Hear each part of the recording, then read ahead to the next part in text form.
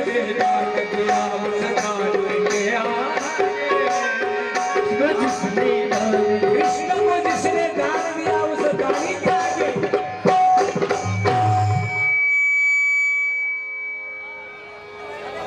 वाह, धन्यवाद धन्यवाद भाऊ, क्या बात आहे। सोर बरोबर पकडला। किती धरती माणसं हे पहा बरं, जेवणातून उठून आले का काय माहित नाही बा। धन्यवाद।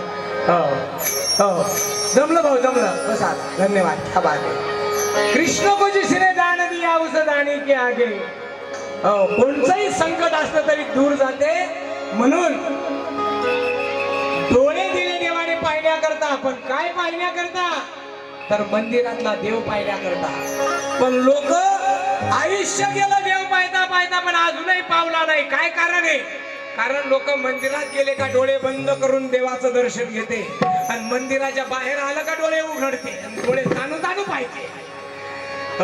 म्हणून लक्षात घ्या, जे पाहायचं नाही ते पाहते, आणि जे पाहायचं ते कधीच पाहत नाही। म्हणून जीवनात सुख मिळालं नाही, लक्षात घ्या। म्हणून 5 ज्ञानेंद्रिये, डोळे पाहण्याकरता दिले, कान ऐकण्याकरता दिले, पण काय, तुम्ही ऐका रे कान माझ्या विठोबाचे गुण, डोळे तुम्ही घ्या रे सुख महा विठोबाचे मुख। म्हणून ते एका भजनात सुंदर वर्णन केलं की दिनाची माऊली माऊली, दिनाची माऊली माऊली,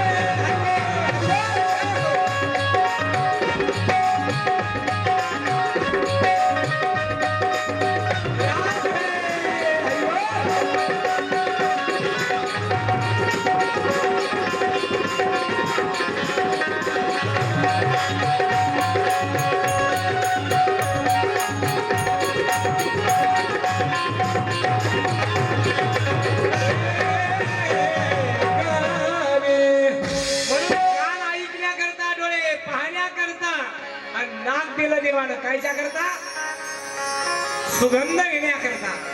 मग सुगंध कसा असावा, आनंद या जीवनाचा सुगंध परी निर्मळावा, पायातला सूर जैसा ओढा परी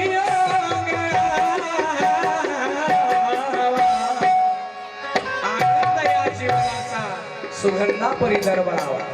म्हणून 5 ज्ञानेंद्रिये आणि 5 कर्म इंद्रिये। मग ज्ञानेंद्रियामध्ये 5 ज्ञानेंद्रिय कोणचे कोणचे येते, तर त्याच्यात एक मन येते, मन।